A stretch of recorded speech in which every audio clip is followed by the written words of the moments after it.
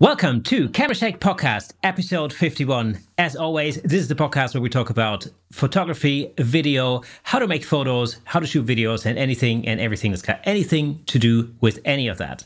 Now, today is episode number 51. That can only mean one thing. We're 1 week away from a full year, our first year of Camera Shake Podcast. How do you feel about that?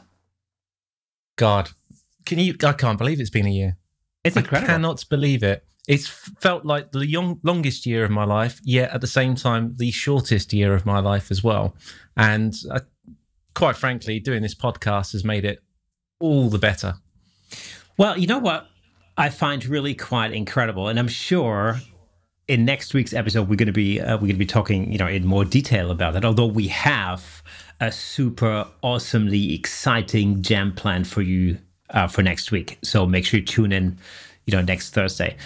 But the thing that really amazes me about 1 year of doing this is that we started this really, as all of y'all know, we started this really as sort of a form of self-therapy to get ourselves through pandemic and lockdown and all of that, and it's just become so much fun, and it's grown to the extent where we had an opportunity to speak to so many really awesome guests. And we learned a lot, and hopefully you out there learned a lot too. But what amazes me is that our listeners, the community around the Camera Shake podcast has grown to where it is today, and that's the most amazing thing. Because to be totally honest, we didn't really start this with the thought that we want to reach lots of people. Really just started that because we wanted to have a conversation with each other, and we kind of figured, well, there's going to be somebody out there who's interested in that sort of thing. But the support that we've had throughout this first year from all of you out there has been absolutely amazing.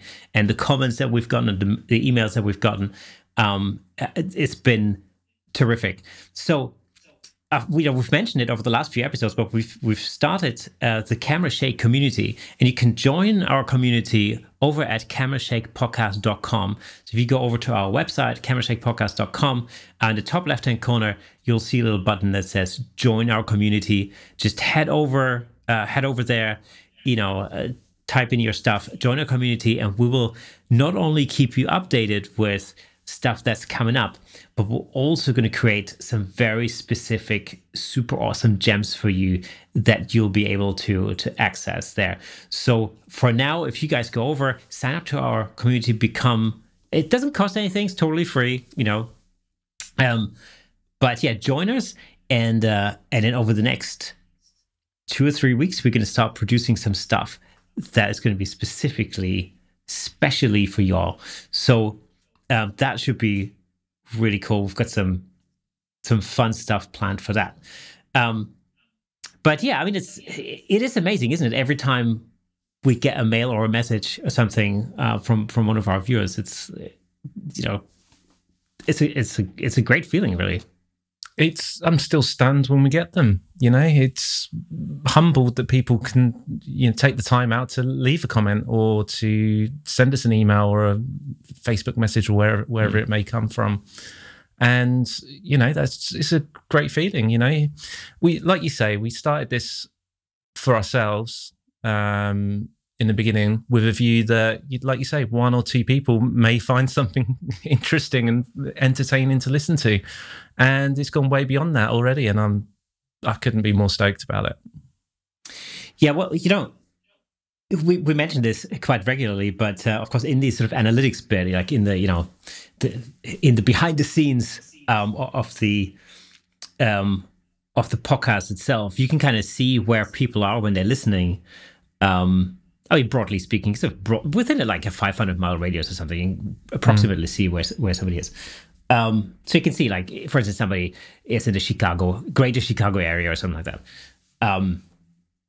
But what's been really quite astonishing is how that's grown. So there's like a little yellow dot that you see in a world map.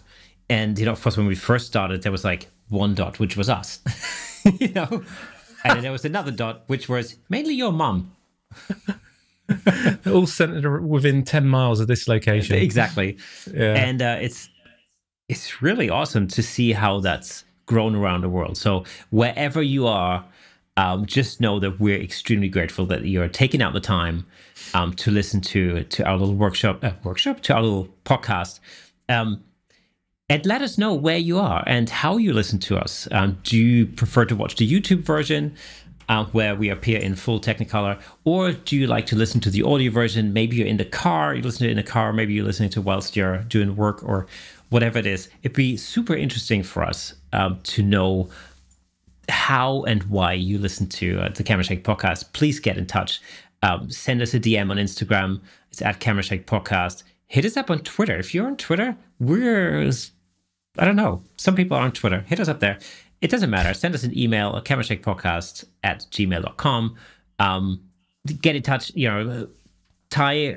scroll to a pigeon and throw it over the pond.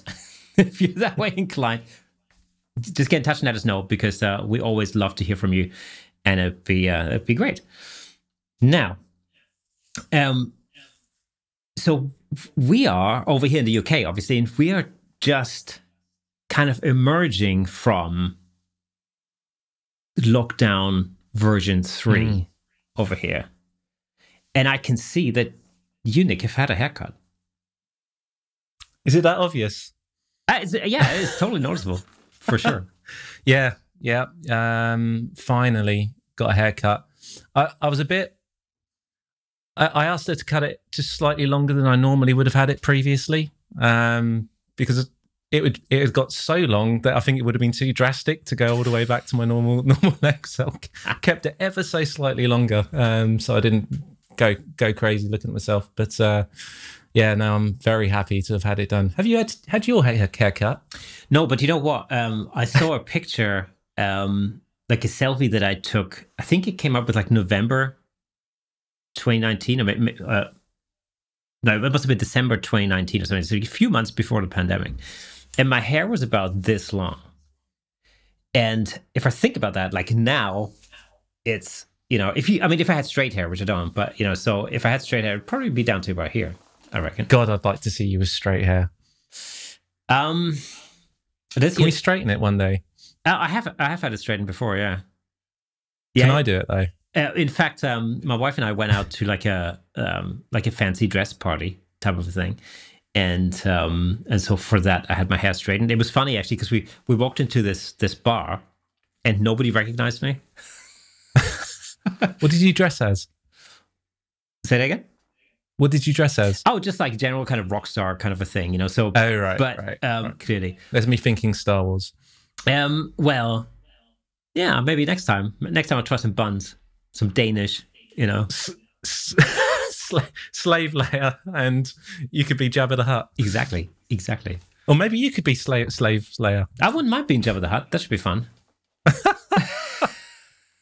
Like a massive fat suit. I wouldn't mind doing that. That's cool. So when you went to the hairdressers, like.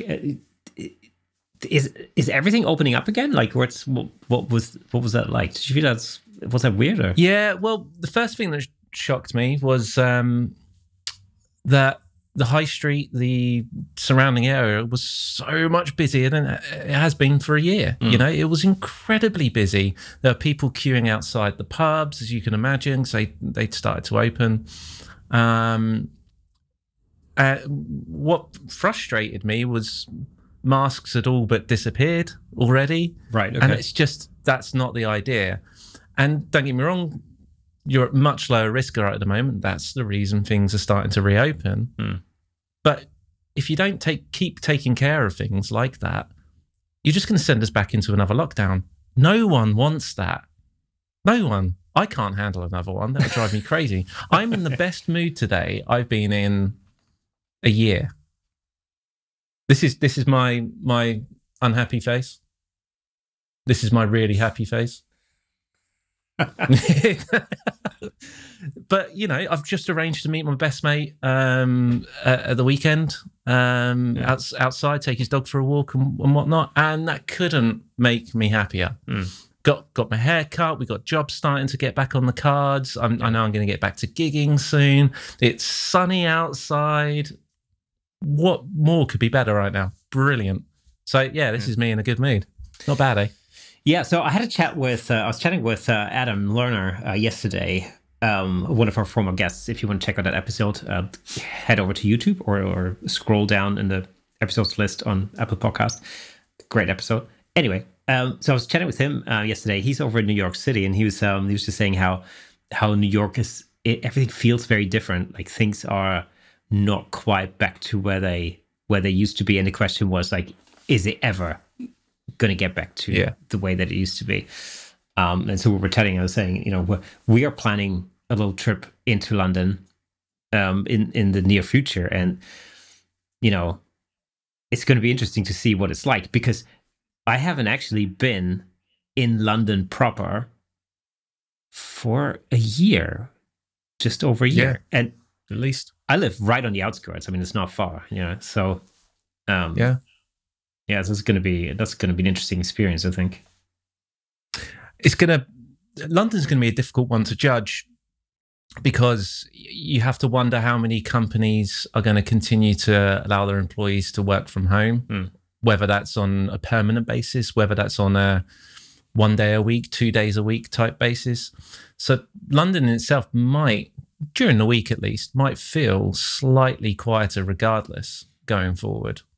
That's a good thing. I think, there's no travel in at the moment still, so there's going to be no tourists, or hardly any tourists. I would guess. Good point. Yeah. So that's got to feel, because for anybody who's ever been to London, it's one of these tourist centers in the world. You're really overrun with tourists. I think, I don't know what the exact numbers are, but I think London has a population of about 9 million people or something like that, but it swells onto like 20 million if you include all the tourists or something like that. So it's it's a pretty tightly packed city, but so I'm really curious to see what that's going to be like. Yeah, I want to see how people behave as well. That interests me, in how people are going about it. I was talking to a friend of mine, and he was saying on the day restrictions started to ease on the 12th of April, he was on his way to work, and at 7:30 in the morning, there was a queue outside a trainer shop. A trainer shop. Yeah. People have made an effort to go and queue at 7 o'clock in the morning to get trainers. And for all of y'all who don't know what trainers are, sneakers. That's what that is. Oh, yes. Sneakers. Why? But it makes no sense. Of all the things to go and do when shops reopen and things like that, is not only is it a work day, but you go and queue outside a trainer shop. Why? Oh, not a mask in sight, by the way, obviously. Oh, really? Okay. This is going to go wrong again, and I know it is. It's 'cause people just get so excited that things are getting back to normal that they forget everything else that we've been doing for the last 12 months. Yeah, I saw something, I read a thing yesterday to say that like it was, this latest lockdown was like 91 days or something, which seems, I remember when it was first announced, like just before Christmas, I think. I don't think anybody thought it was going to last this long. No, I did. Did you? Yeah. Ever the I have to optimist? say I did. But I am the pessimist of everybody we know. I don't see it as pessimism. I'm realistic. I knew it was going to last at least 3 months. Are you sure it was only 90? I thought this was 4 months, this one, no? Yeah, 91 days, I think it said. Really? Yeah, because I think it came into, didn't it came into... It's January, wasn't it? Was it like, or was it 27th of December or something like that? It was. Oh, that's right. Around Christmas. Yeah, you're right. Of course, you're right. Yeah. So things are starting to open up again, which right now can only be a good thing. And it's like you mentioned earlier, projects are starting to come together at this point, which has been good, because I think we spent a lot of time over the last 3 months really just working on pre-production. you know, just planning things out, and we can now actually go and shoot those things. And in fact, I mean, we already started with our first project last week. That was really quite good. You know, that was great fun to get back into it. Yeah, what a great first project to start back with, right? Yeah, it was really, really good fun. More of what we like, you know, we enjoy to do. That's what made it an easy kind of day. And you know, so we worked on a promotional video for a woodworker, a furniture maker, and you know that it was one of those days where it was freezing. We were getting covered in sawdust and all sorts of things like that. Having allergic reactions though in the evening as well. The tragedy. And the tragedy. Yeah, the tragedy. And getting to use, from my perspective, getting to use the new cameras properly. So the C70 was out all day. The R6 was out all day on a gimbal. Oh, I have to say, you've not seen the footage yet. I have, and it is spectacular. What both of those cameras are producing is stunning. Now, the whole day was shot in slow-mo, so both were filming in, so C70 was in 4K 120, but the R6 doesn't do 4K and 120. It can only do, it does 4K 60 or 1080 120. So that was set to 1080 120. Now, looking at that footage, I will push anybody to say that that isn't 4K. That's how good the 1080 footage coming out of the R6 is. Absolutely incredible. In fact, I've started to cut together that video. I haven't even put the C70 footage in it yet. So I am blown away on the first real world use of the R6. And I've used C70 a few times now. That is just a stunning piece of kit. But the R6 video is incredible. You don't want the R5 in that super sharp stuff. That doesn't look good. No one wants super sharp. I'm taking sharpness off my footage. You know, I'm doing whatever I can to make it look smoother. There's nothing worse than seeing someone's face super sharp. It's not natural. It looks weird. So, you know, you take some mid detail out. You take, you know, I'm using a mist filter most of the time as well on top, and that just takes the slight edge of everything. So when people say, "Oh, you're shooting in 4K, shooting in, you know, high def," and you see that raw footage back and you grade it, I don't particularly like the look of it. If it's not done right, it doesn't look good. This 1080 footage is tack sharp, yet it's smooth, all at the same time. Honestly, I can't wait for you to see it, because I promise you're going to be blown away. Absolutely blown away. I mean, all I've seen so far is like little snippets that you filmed on your phone off of your screen, and then you know, send it over. That already sounded, you know, well, it looked pretty cool. Well, you're going to be blown away. I promise you.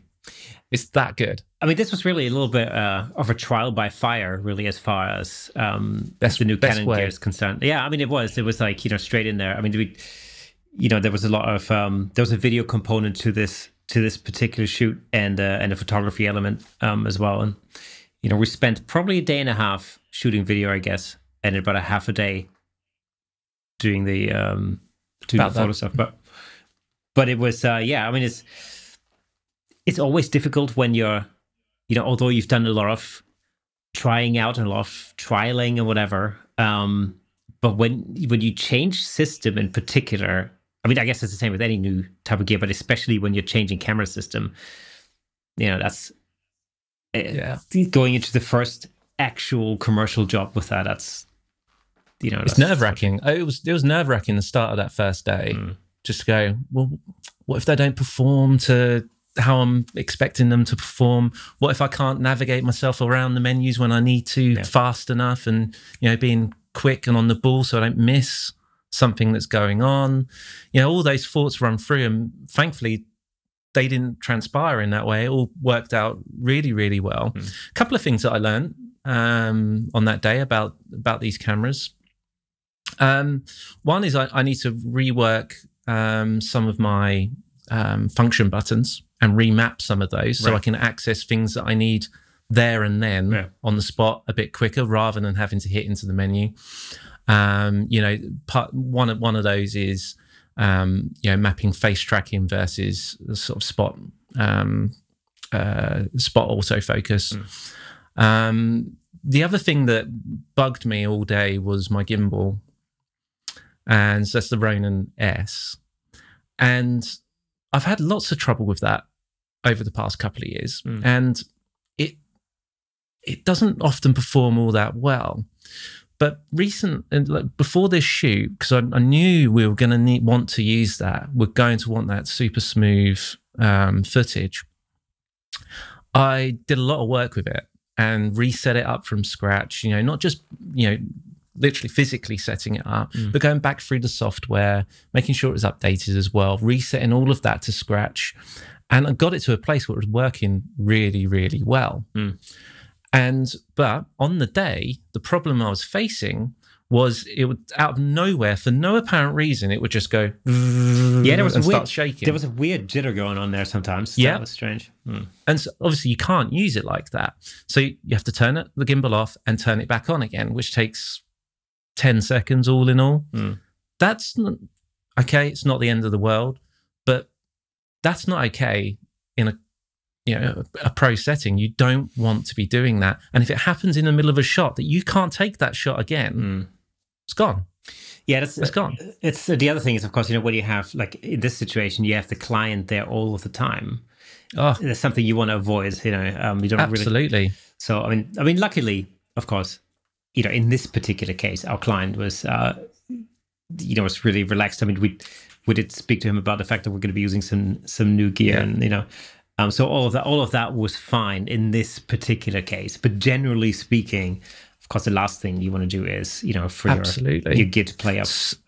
So one thing I started to do on the start of the second day was there are two things that you can do with that gimbal, like you don't have to manually go in. Once you open the app and you connect to it, you can do a balance test, which you should always do regardless. As soon as you've reset it up, every time you do a quick balance test, and it makes sure that the camera is balanced and that you're not putting too much strain on each of the motors. And the second thing that you can do, which I don't know if this is I didn't realize, or you don't have to, or what it may be, but you can do a calibration as well. Right. Okay. Which, as my understanding is, and anyone out there who's got an Ronin S, please comment and correct me if I'm wrong here. But my understanding was, once you've got that set, that should be about it. However, once I did that again on the start of the second day, after I'd done a balance test, I did the system calibration too. That jitter didn't happen. Right. So I don't know whether the system calibration I'd done previously just didn't work very well for whatever reason, or whether you should run that every single time you're going to use it. I'm erring on the side of I'm going to run it every single time before I use it. Yeah, so there's a strange parallel to my DJI drone, because the thing there is the gimbal on that needs to be recalibrated now and again. And so pretty randomly, it'll just ask you to recalibrate. And that usually happens after startup. It doesn't happen every time. It happens every so often. And it'll just ask you to recalibrate the gimbal. Then you can do a little dance, with that. And then it's fine after that. But I thought exactly the same. Originally, I thought, like, well, why should I do it again? I just done it like last week, Yeah. So whether that's, I don't know. I mean, it seems, maybe just a normal thing. So for anyone out there listening, if you have a Ronin S gimbal, are you experiencing the same thing? Get in touch and let us know. Or maybe our gimbal is faulty. Who knows? That could be exactly. But if you have to run system calibration just before every time you use it, actually, it's not the end of the world. It's really not. It takes seconds. It's not a big deal. So if that is the case, I'm okay with that. That's all right. The other downside that we have with this Ronin S is that the C70 cannot be used on the Ronin S. It's too big. Yeah. You know, form factor. It's just the size of it is too much. Weight is fine, but the size of it is just, you can't balance it. It doesn't work. However, the new Ronin S, I want to say it's called the Ronin S2, but I could be wrong with that. You'll see it out there. It looks a bit different. It's got a red stripe on it. That one. That does fit the C70. So I've got a bit of a decision to start making is, am I happy just using the R6 on the Ronin S and the C70 always on a tripod or handheld? Or am I going to be in a situation where I need that C70 to be on a gimbal? The honest answer is right now, I don't know. I mean, the interesting thing there is really that, you know, now, of course, I think you said earlier, you haven't really incorporated the C70 footage at this point into the final edit. So it'll be interesting to see how that compares. But at the same time, of course, the results that we've seen coming from the R6 have been phenomenally good. So the question is there really a need for this, you know, to use the C70 on a gimbal at this point or not? And that's going to be an interesting thing to find out. Yeah. But how did you find working with both of those cameras, like in comparison? First of all, in comparison to each other, but also then in comparison to the Panasonic G5S. GH5S. Yeah, that you're used to using. Because I mean, that's the thing, isn't it? When you're changing system, you're really used to one camera system. You're used to the way it handles. You're used to the menu, of course, and then you switch to a different manufacturer. Everything's different. That in itself is a bit of a stress factor. But like, how did it actually feel working with these cameras, like in action, you know, on an actual project in comparison to the GH5S? Yeah, it was good. I felt as comfortable with those as I ever did with the GH5S. That's the short answer. The slightly longer answer would be that I've put time into these two Canon cameras at home. I haven't just gone into a job with them there. I have spent as much time as I can at home knowing the menu systems, knowing what they can do, even if I haven't physically been able to do certain things, but I know what they can do. I know where these settings are. I know what the autofocus can do, and I know where to go change that quickly if I need to. I can't remember. I think it was Bure Perry, and we were talking about cameras, and actually just sat there on a camera with the camera in my hand one night, no even lens on it. Just I want to change, and I'm just changing it while watching the television. You know. So I can get my hand around where things are. And so I put legwork in advance to make sure that I'm as comfortable as possible when I'm in out there actually doing a shoot. There are differences between the two as to how they operate, which kind of makes sense given the style of cameras that they both are. One thing that you change regularly, particularly when you're moving around, is you're changing your ISO. We're in a very small space, and we couldn't move our light around too much, and we were a very short time too. So we had to go over, almost a set it and forget it type lighting situation with some movement where we really needed to. But that meant I needed to go in and adjust ISO every so often, depending on what part of the shop we were in. So, the lens that I was using was primarily the 35 prime, almost exclusively, other than one or two shots. But on the RF lenses, you can set the ISO to the front, the new dial that they've got on it at the front of the lens, cool, which is great. So that's consistent between them. But I don't find myself going there. On the back of the R6, the wheel is the ISO. Right. But on the C70, you have to go into a menu. Oh. Or you have to touch the screen to then change it, which is cool, which is fine. So I've just got to get used to always doing it on the front dial, or always doing it in the same place, just so that I can move between those cameras a bit more seamlessly.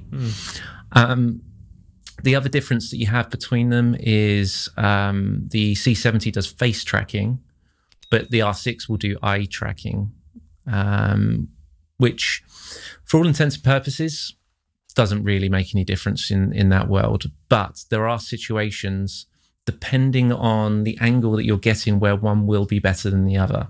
So there are a couple of shots where we've got his arm because he's lifting something down, but you can still see his eye. Face tracking on the C70 might have a slight issue with that and might focus on his arm. And we were shooting super shallow as well. But the R6 will still grab its eye, which is nice. So they've got their pros and they've got their cons. So what happens when the eye goes out of shot? Let's say if somebody turns the head and then comes back, does it catch the eye again, or has it just it just lose it out? Yeah. It'll if it's got its eye and the eye goes away, it'll take over. It will try and take over what it believes is the head, right, or the face.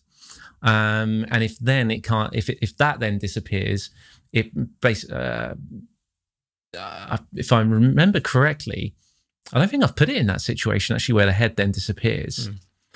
I don't think it focuses at all. It will stay where it last focused. Right. So it will seek and just latch onto something that is just close to where it was last in focus. Because I'm always thinking, if somebody wears like a baseball hat, let's say, and the beak, like if somebody peek down, lowers their head or something, and the beak comes down and obscures the eye, and then you come up to that. I'm always wondering how good it actually is at latching back onto the eye. Latching back onto the eye, it's brilliant. Right. As soon as it recognizes an eye, it's on it straight away. But when it doesn't see the eye, it will latch to the face if you've got that switched on. So what happens if you've got two people in the frame? Like, which eye does it latch on? Right, that's interesting. Right. So this is where I started to. That's one of the other issues I started to find on the day. It will pick one out. Now, this is my lack of knowledge and my ignorance about how to work my way around the R6 at that point. You can switch between them and decide which one you want to do. Right. I didn't know how to do that on the day. So where he had his apprentice in there, it was latching onto him where actually I wanted it to go on. I didn't want that to be on him. That's exactly what I was thinking, yeah. So I quickly just switched to sort of one spot and just put it where I wanted it for that, because there wasn't going to be much movement, and I got the shot I wanted, and that's fine. But I didn't know how to do that. And that's something I need to learn before we go out again, because you can switch between them. It's probably a simple fact of tapping on the screen. It's probably that, but I don't know that for sure. But I've seen it in videos before I even purchased the R6, that was something that you could actually do. I wonder what would happen if you just aimed it at a sea of eyes. A sea of eyes? Yeah, which eye would it be? I'd feel very uncomfortable.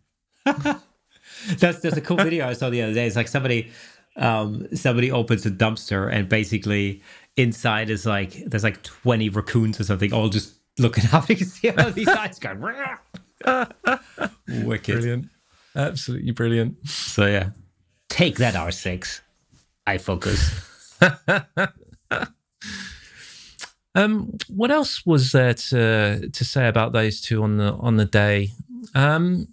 So what, when you, in terms of using the cameras and in terms of the outcome, i.e. the files, how do they compare to the GH5S? Because, on past projects, we got some awesome footage out of the G5. I mean, that was, you can't say it's not a bad camera. Anybody who owns a G5 or is considering getting one secondhand or whatever, you're not getting a bad camera there at all. It's absolutely still a killer. It's still a killer camera. I used that GH5S for a long time, and never once did I complain about the footage that came out of it. It was always great. Yeah. Except for the noise on occasion. Right. But if you've got the lighting right, the picture is fantastic. Now, the picture on these cameras is better.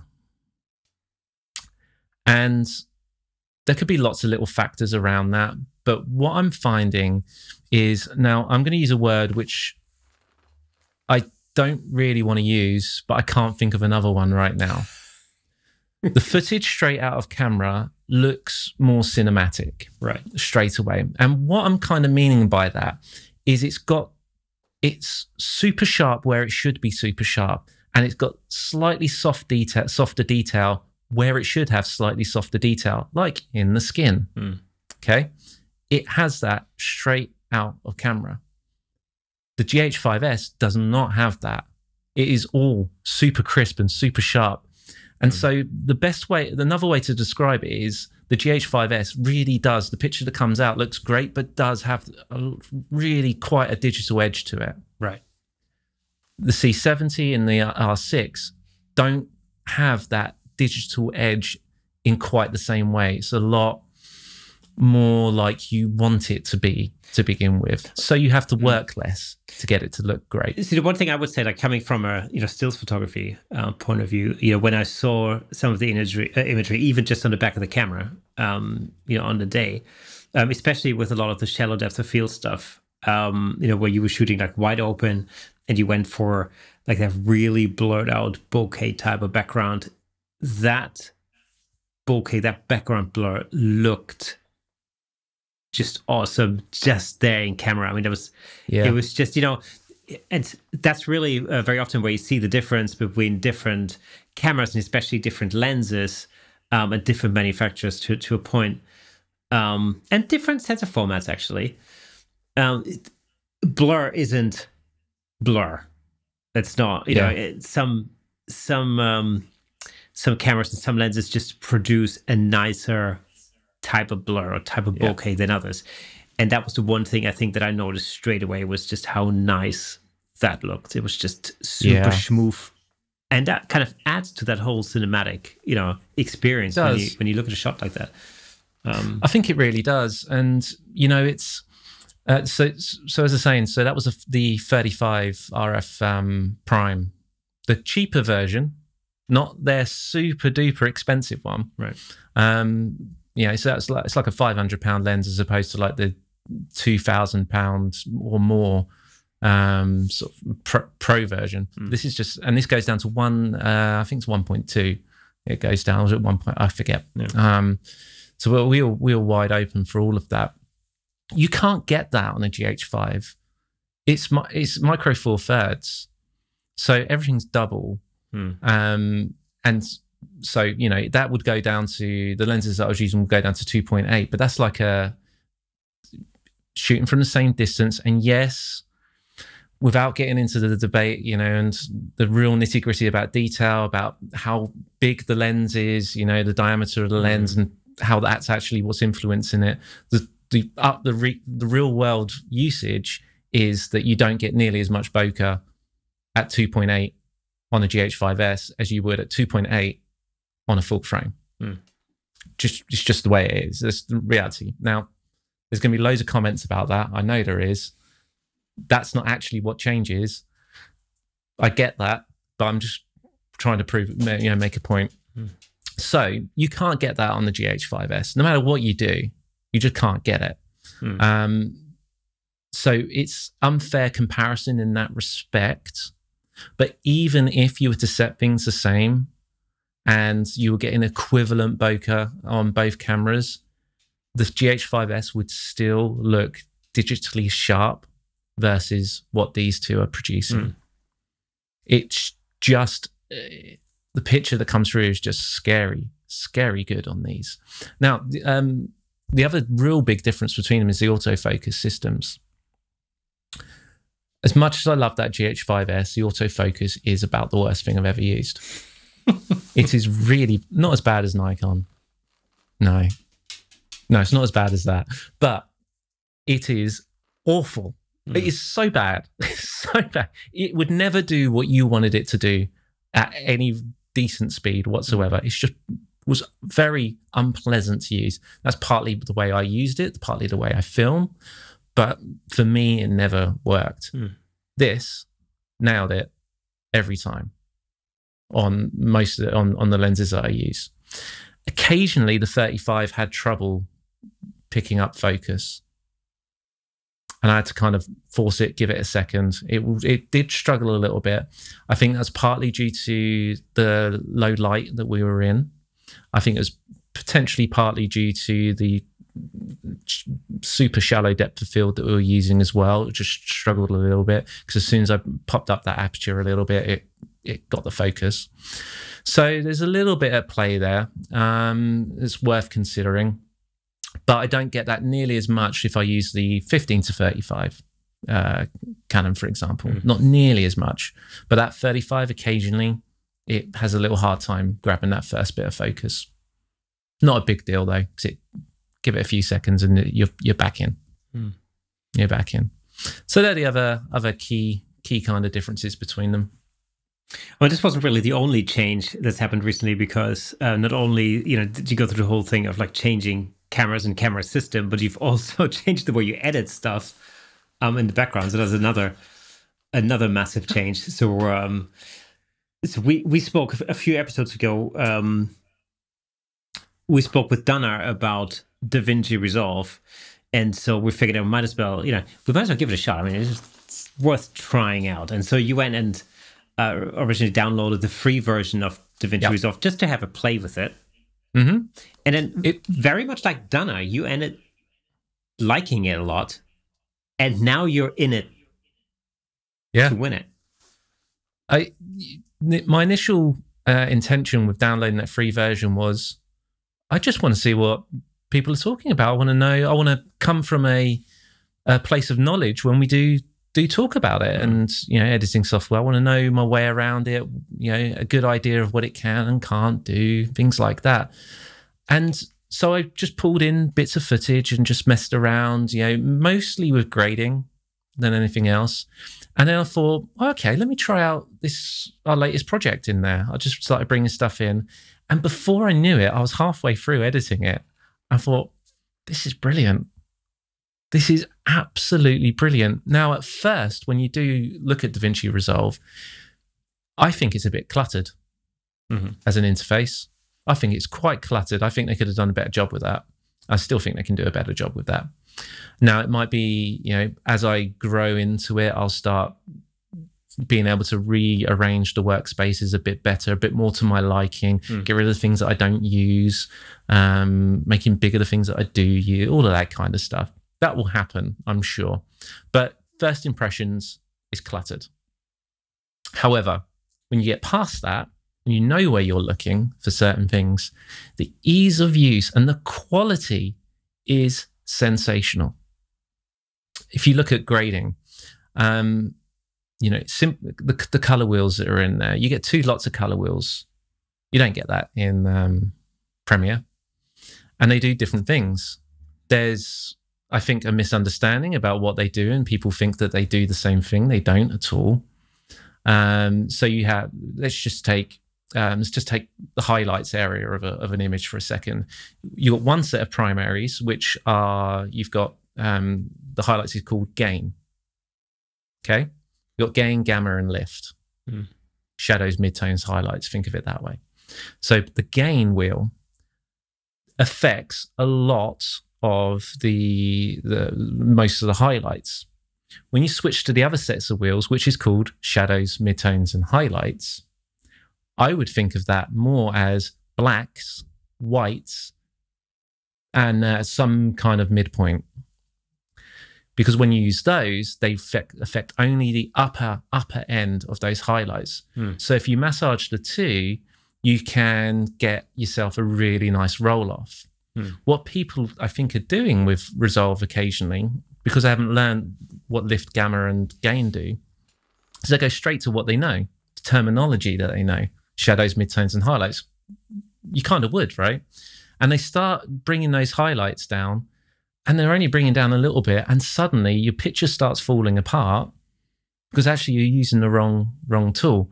But to have the both done in that way and to affect the color on both as much, in all of those wheels, is fantastic. You can't do it in the same way in Premiere, not with that amount of ease. The other thing that I'm really loving is this node-based workflow. You can do everything. So you load up a node, and you can just do all your color correction in that one node. Done. You don't have to do anything else. You just carry on and do it there.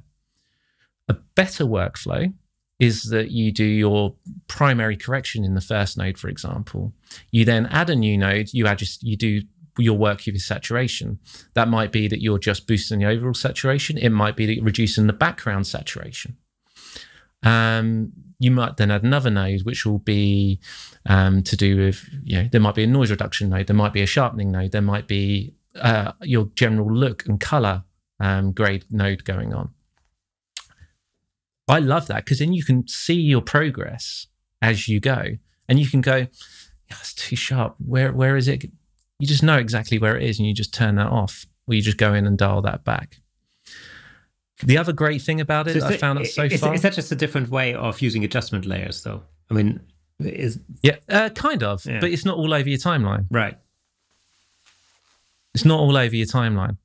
It's just a cleaner, more, to me, certainly, a more logical way of working. It's more modern, I guess, is another way of putting it as well. Coming from the audio world originally, this reminds me of Studio One, which is my DAW of choice. Whereas Premiere Pro reminds me of Pro Tools. Right. Okay. It's old-fashioned way of working, I guess, is a way of putting it. And Studio One is a much more, this is how we're working today. It's quick, it's intuitive, it's drag and drop, it's all of that kind of stuff. And Resolve reminds me of that, which is why I think I've suddenly just fallen in love with it and just drawn to it straight away. You can mix layers together. I'm going to use layers, but then nodes in a really easy way. You can pick your skin out easily and then have your grade only affect everything else around it and not the skin. Without really thinking about it, you just do it. You're not limited to your old vignettes that you have in Lumetri and Premiere Pro.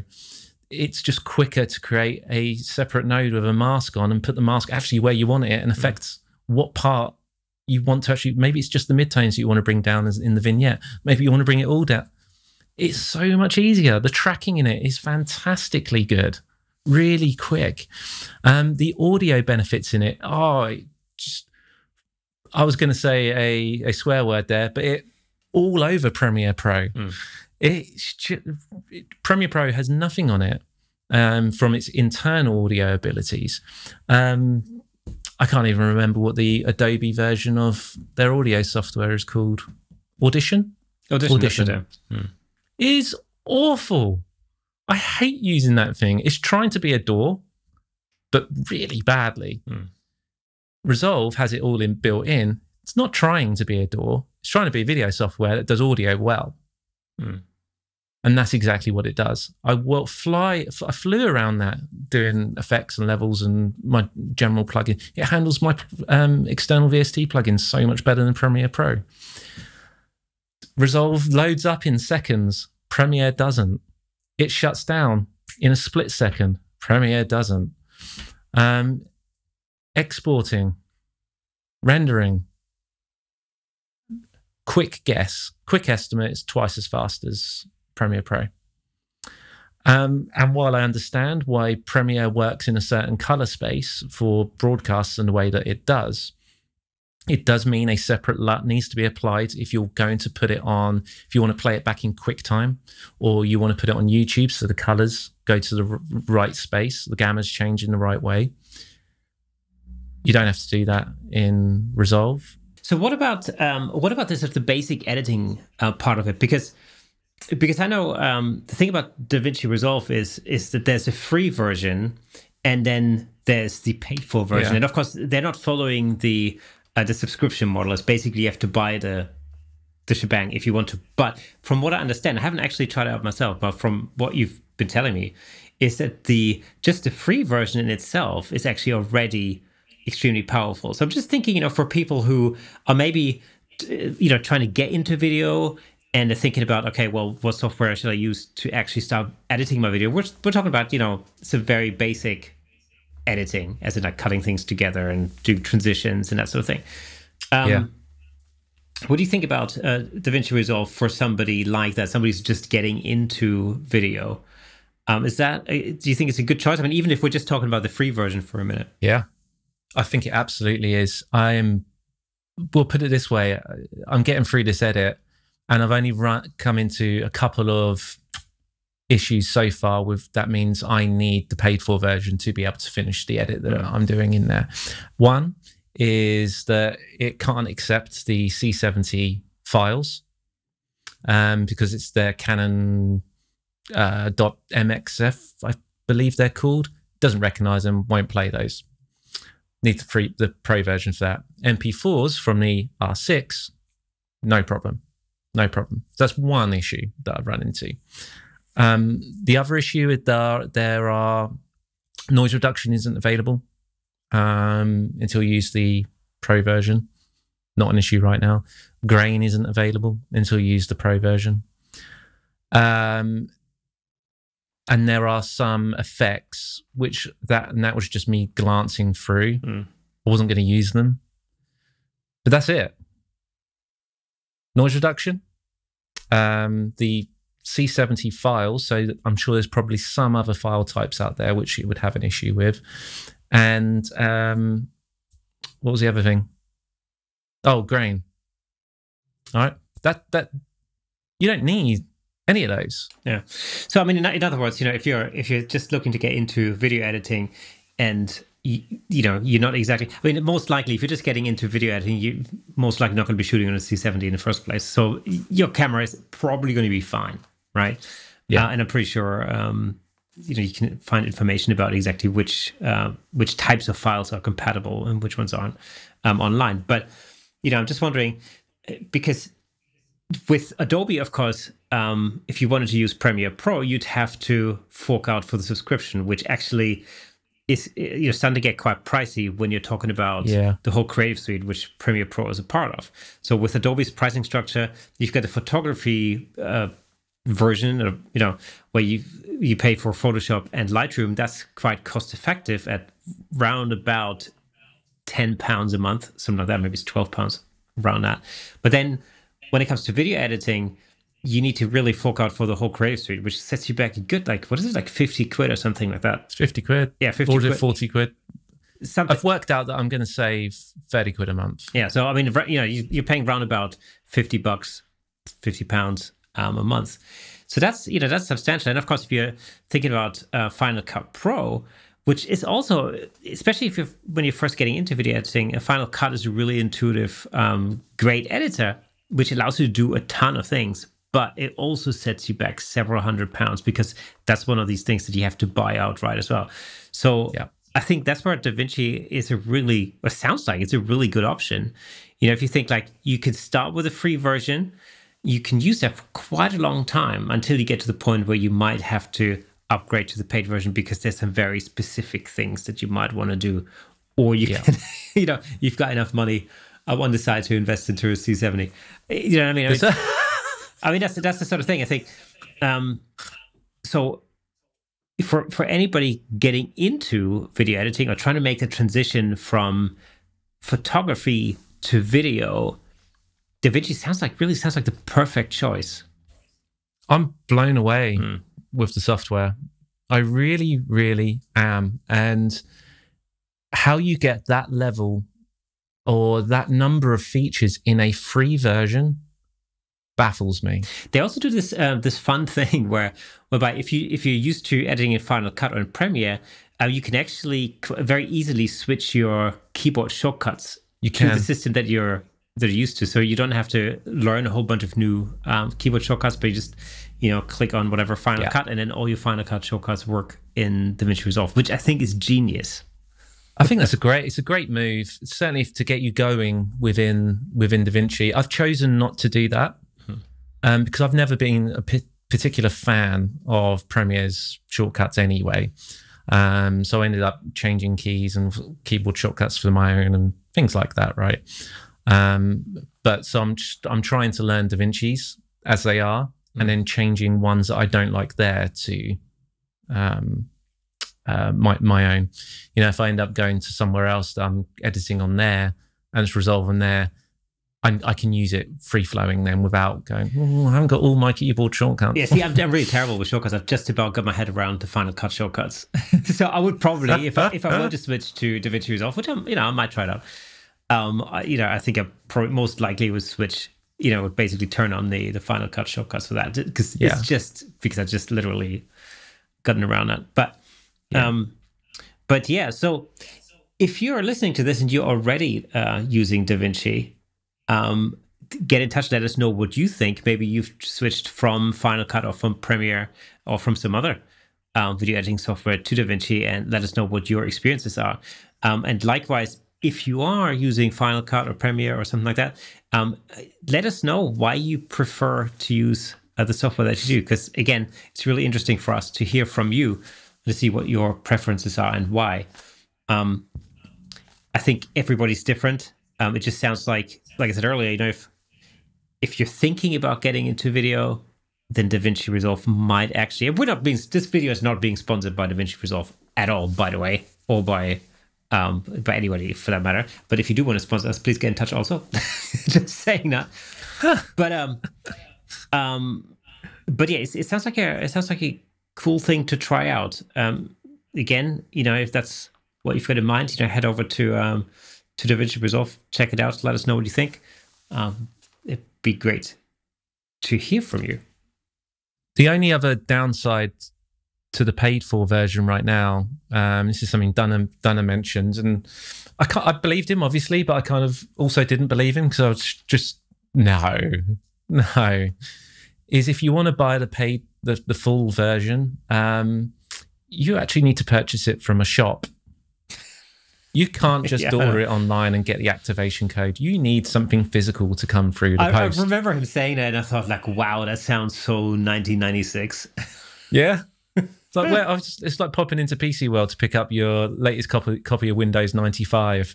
And it's like, what is that all about? Maybe they'll sort it in due course.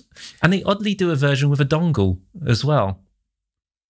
I haven't used dongles since I used Cubase years ago. So see, I think we should get somebody from Blackmagic on the show at some point and actually quiz them about this, because I'd be really interested as to why they've decided to go with that model. And they may very well have a really good reason for it that we just don't understand, because we're heathens, but who knows? I mean, it would be interesting to know why. But hey, do you know what's going to be? Because I got that paid for version through today, funny enough. Right. What's going to be interesting is, as I understand it, that when you get free software a lot, actually you just pay for an activation license and it unlocks within that same software the rest of the features. Yeah. Right. That often happens. As I understand it, it's not the case here. It's a fresh, full install. Right. So I'm wondering if there are other benefits under the hood of speed or anything like that with the paid for version. I will let you know.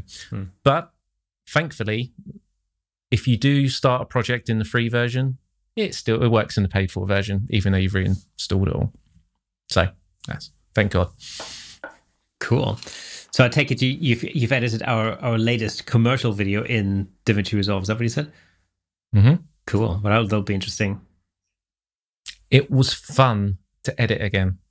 Do you think there are any time savings to be made switching to that editor, or do you think that's by and large pretty much the same? There's the two biggest time savings right now from it are its export ability compared to Premiere. Front Cut seems to be. I don't want to talk about Final Cut. We're not. It appears to be far superior, but time will tell, because this episode, as you're watching it, would have also been edited in Resolve. Dun, dun, dun. So I will let you know next time, perhaps when we're out, we can talk about that a bit more. So if our faces are overly orange in this episode, then you know why. And the other, and actually, let me just say this: in order for you to see that, of course, you have to head over to the YouTube version of this podcast. Of course, if you are listening on Apple Podcast, you can see our lovely faces in our orange faces on YouTube. So just green. Green. I'm going green. Oh, the green. I'm going to make it look like Sony footage. Whoa. Okay, cool. So yeah, if you want to see our green or orange faces, then head over to YouTube, youtube.com/camera shake. And whilst you're there, why don't you do us a flavor and throw us a solid and just, hit that subscribe button and the bell and all the shebang that YouTubers always tell you to do, because there's a reason for it. Cool. So the other benefit I'm foreseeing right now, or speed enhancement, is typically I'll edit audio in my DAW in Studio One, export that, and then sync it. Right. Because Premiere's ability to run multiple plugins, external audio plugins and things like that is poor. And Audition, I just can't even look at it. It just drives me insane. See, this is an interesting thing, actually, because that's the one thing I've only relatively recently, or maybe sort of over the last year, discovered about Final Cut, is that it actually works seamlessly with Logic in exactly that way. And I never knew that. So, they have that dynamic link as well, right? Yeah, exactly. So that is really cool as far as the audio is concerned, because there's a lot you can do in Logic. And I know, although, I mean, personally, I've only really ever used that maybe on 2 projects in the past, especially on some slightly bigger projects. But yeah, so that has simplified the whole process. A lot. Yeah, and it does help, and that's what I think the other benefit is going to be for this Resolve is that its audio ability in there is so much better. And intuitive in the way I think it should be working, because more than anything, it's because what I'm used to. Sure. If you're not used to anything before, actually you'll find Premiere's audio ability probably great. That's right. But yeah, absolutely. I'm used to something better because I've come from an audio background. Yeah. And you know what I mean? So they're the two big things, because now I don't have to wait an hour for that to export out of Studio One. Yeah. For the length of these podcasts, and then import it. I don't have to wait that time anymore. Yeah, and of course it's just going to be done. I mean, it always depends on what it is that you're actually editing. I mean, if you're doing, if you're editing something that's predominantly voice and, let's say, background music track, that's in itself relatively straightforward. Once you start having multiple audio tracks because you're recording an orchestra or whatever, then things become a little bit more complicated. As far as the audio is concerned, or if you're having Foley sound, or also different additional sound sources, especially things that you have to match. Like, I mean, as simple as this podcast may seem, it's actually extremely sophisticated under the hood, clearly, because it actually is. Yeah, I probably have 10 plugins running on each of our voices at the moment. Because the problem, of course, that that you may not be aware of if you're listening to this, but of course, if you are watching this on YouTube, you would be aware of this.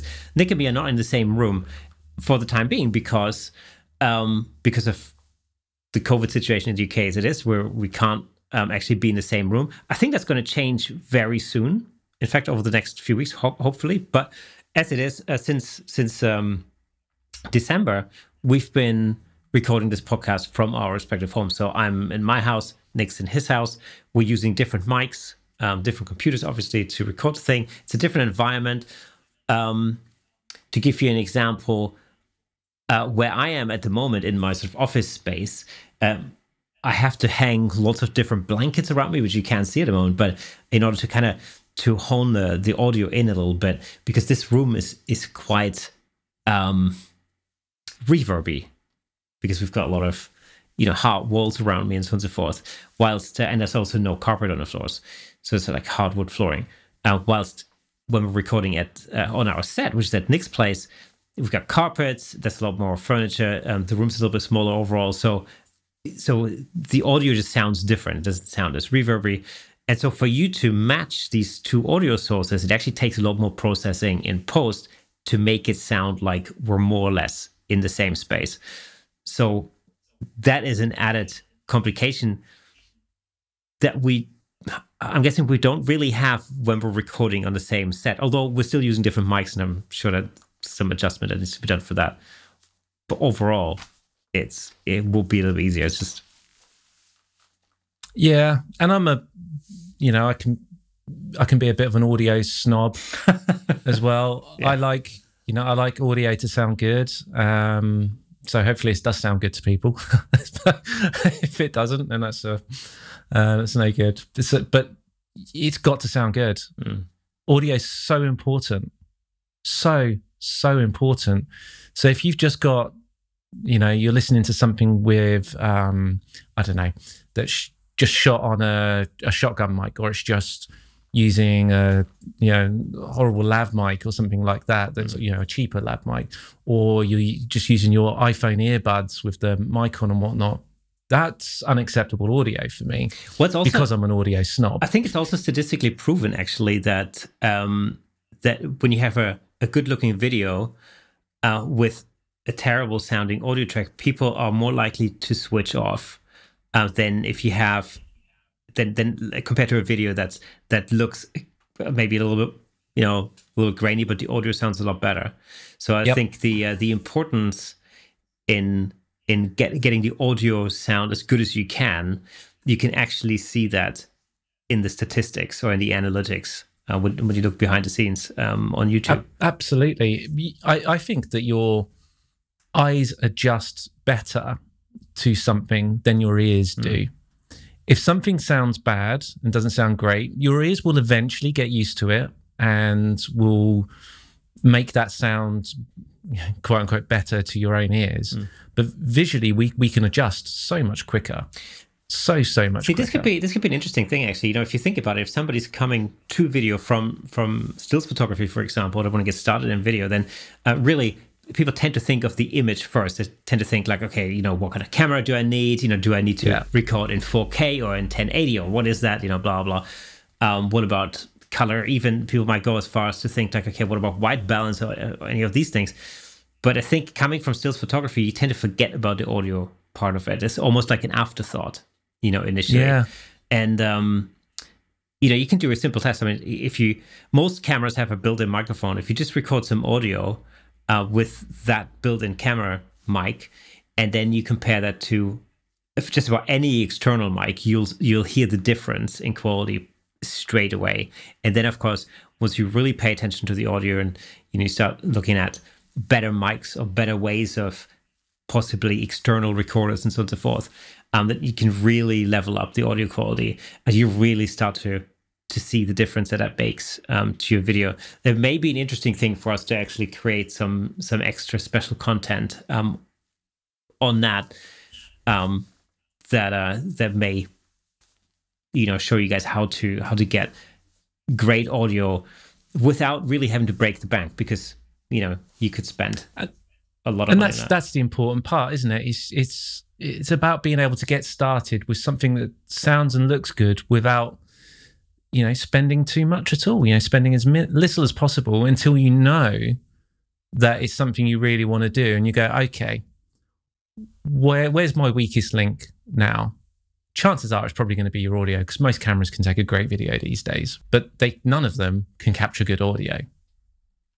None of them. A really good example, by the way, a really good example for that is actually my Fuji X100F, because I'm really super happy with the image quality that I'm getting straight out of camera. We're not talking about log footage or anything like that. I mean, just straight out of camera, straight up, video. It just looks great. It's just got the Fuji colors, and it's just something that happens to the skin tones and all that kind of stuff. It just looks really, really good. The audio preamp in that camera are pretty shocking, though. I mean, even if you use an external mic, and of course it'll sound a million times better than just a built-in mic and all that. And for most things, it'll work, right? Like if I went out with the kids or whatever, we filmed a dog or something, all of that would be fine. But I think if you were to use that camera for anything more than that, you would actually really have to look at an external recorder, because it's just the preamps, the audio preamps in the camera are just not that hot. Yeah, and that's the interesting thing about the C70, actually. Is, for the longest time, I've been using an external record. I've been using the Zoom H6 to record audio, almost exclusively that. I don't think I've been using anything else for ages. But when I moved to the C70, that has mini XLR inputs on it as well. So you can put your XLR from your mic directly into that rather than using an external recorder. And I compared the two when I first got it. And the preamps in that C70 are infinitely better than the Zoom H6. So what does that really mean? two primary things you'll pick up on immediately with something like that is it handles the low end of your voice so much better. It sounds more rounded, more natural, more full, more podcast. And yes, for those of you listening to the audio version of that, I did air quote that podcast. It's got that podcast kind of sound to it straight away because it's picking up the low end properly. It's kind of transforming it, if you like, it's amplifying that sound correctly. And the other thing is the noise level on it is the noise floor on the C70 appears to be lower than the Zoom H6. So that means that when you're cranking your gain, the inherent hiss that's there, the noise floor, doesn't become as apparent until much later. So if you crank it the same on both, you'll hear more hiss on the H6 than you would on the C70. Essentially it. Added bonus, records straight to and combines with my video file that's happened with it. Don't have to record it separately. Don't have to combine them and sync them later. All sorts of wins going on there. Don't get me wrong, there's still going to be plenty of occasions where I'm going to need to use the H6 separately, of course. But for something that we're doing right now, this is perfect. So, absolutely a really good example for when we used the external recorder still on the shoot that we were on a few days ago was when we were recording Foley sound. So Foley sound is basically where you record, like in this particular case, we were shooting basically the process of a piece of furniture being made. And so there's like the tools, the hand tools, and then there are like machines that are being used. And we're shooting those in slow motion, and of course, what's not happening then is you're not actually recording the audio portion of that at the same time. So that means you have to go in and record all of those audio sources, so the sound of the saw, or the sound of the chisel, or the sound of the tools, or whatever, afterwards, so that you can then overlay that in the final edit and actually get a realistic impression of what that particular scene was actually like. And in that instance, for instance, that's really where you need an external recorder, especially when you're on set and you record that stuff. And so it allows you to move around and, record these sources. And that was quite an interesting thing as well, because, it just sounds very cool when you have something in super slow-mo and then you combine that with the actual sound. It just makes the whole experience so much more cinematic. Yeah, and it's one of those things that you can watch a video with those sounds on. That's great. Yeah, great. But you may not even notice that they were there. Yeah, exactly. But if you then watched it without, it then suddenly feels slightly unnatural, and you don't know why. So before we come to the end of this episode, there's only one more thing I really want to have a quick chat about, and that's the latest official White House photograph of President Biden and Kamala Harris, because I just saw that popping up yesterday, I think. And it's one of these things, you see the portrait, and as a portrait photographer, you look at it and you kind of go, I'm not really sure what I should think about that. It's not the greatest portrait I've ever seen. That good, is it? But at the same, it's not terrible. Obviously, it's not terrible. It's technically speaking, as far as the portrait is concerned, it's sharp, it's in focus, and all the rest of it, and that's all cool. What's wrong with it? What are you finding an issue with it? I've not seen it. Well, it's one of these things. It was shot by President Biden's White House staff photographer. It's a guy called Adam Schultz, and every president brings in his own photographer. So Barack Obama had Peter Sousa famously, and so on and so forth. And I can't remember the name of Trump's staff photographer. Probably did it himself. Yeah, iPhone. Twitter. I am the best photographer in the world. It's okay, I can say that. Everybody knows that. 100%. So President Biden's photographer is called is a guy called Adam Schultz, and one of the first things that really caught my attention was the fact that he shot this on the Sony A9 II.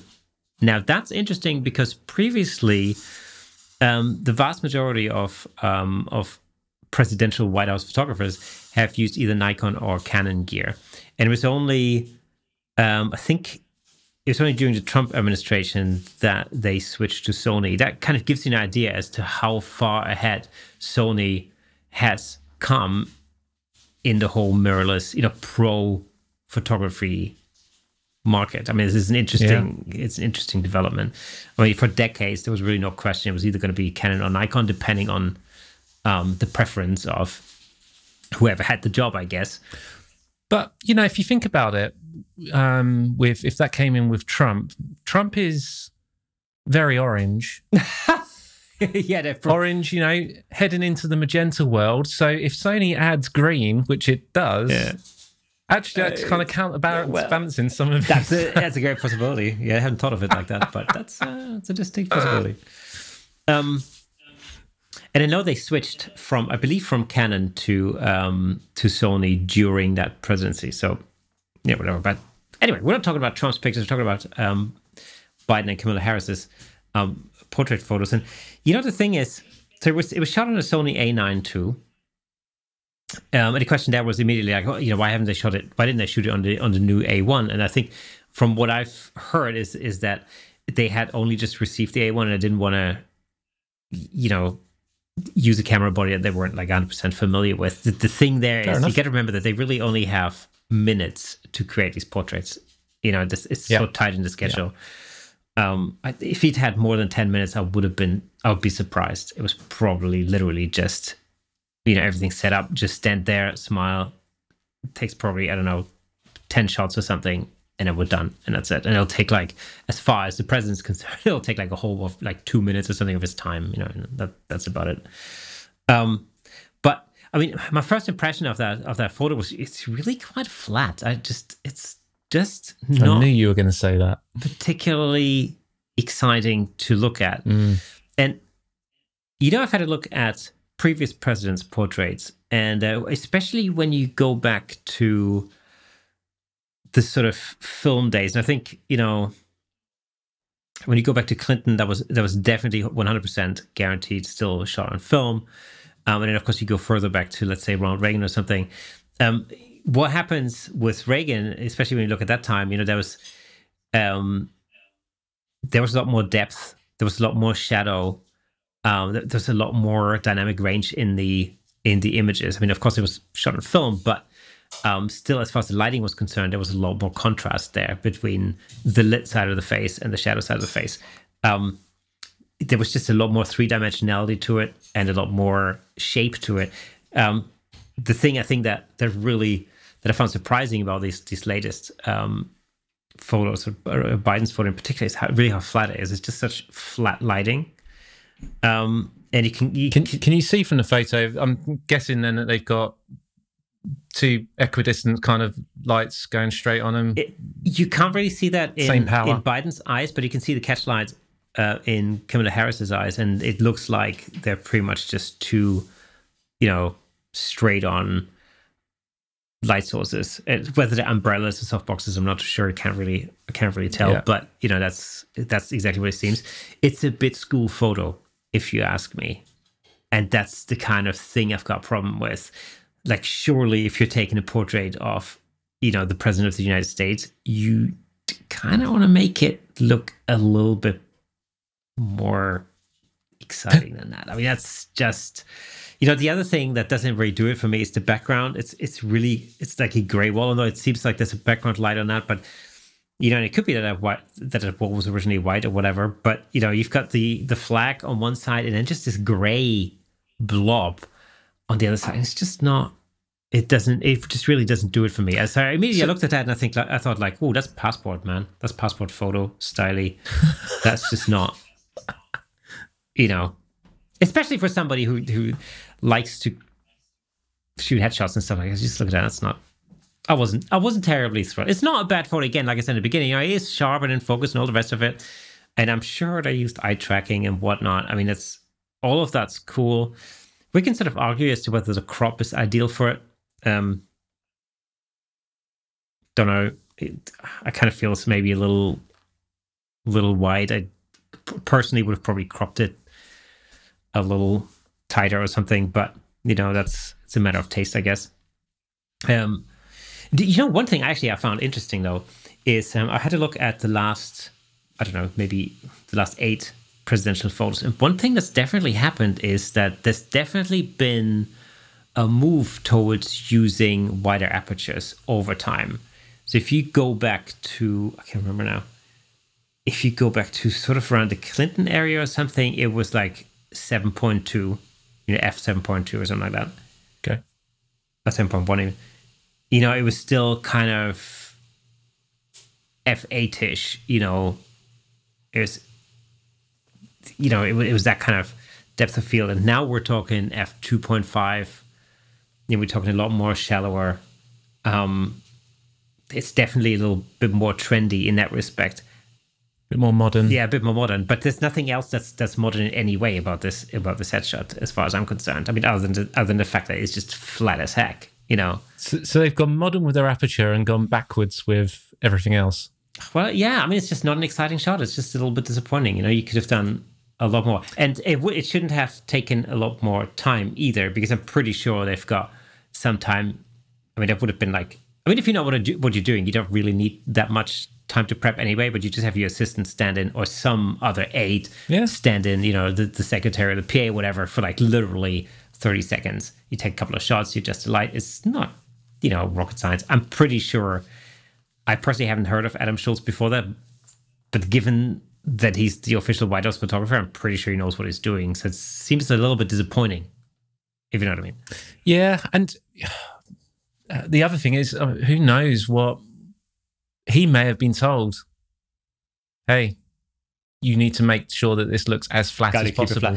For whatever reason, I don't know why that would be the case, but it's possible. The only similarity that I can see also between this photo and Obama's photo, and you got to remember that, of course, Biden served as vice president for Obama, so maybe he wanted to make that visual connection to the Obama portrait, was the gray wall in the background.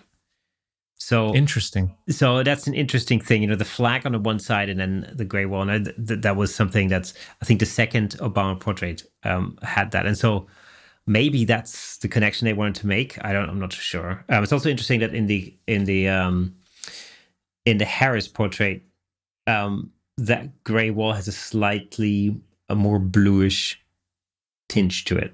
So, oh wait. So they've taken the portraits in exactly the same place? Yeah, basically, they just had a setup, and they basically just walked both the president and the vice president in and took the same thing. And in order to make it look the same, which it doesn't, so I don't know. I mean, it's just it's a weird thing. It's just weird.